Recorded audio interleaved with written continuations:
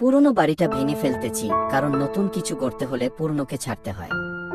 অনেক কষ্টের হলেও এটা নতুন স্বপ্নের শুরু। যখন কিছু ভাঙে তখন কষ্ট হয়, কিন্তু ভাঙার মাঝেই তো নতুন কিছু করার আশা শুরু হয়, তাই না? আজ এই কষ্টটা সামলে কাল আমি নতুন কিছু করব।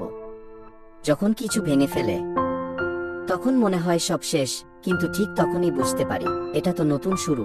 নতুন বাড়ি, নতুন স্মৃতি, সবই আবার শুরু হবে এখান থেকেই। এখনো চোখে ভাসে পুরনো দিনের স্মৃতি, কিন্তু সামনে তাকিয়ে দেখছি কত সুন্দর একটা নতুন দিন অপেক্ষা করছে।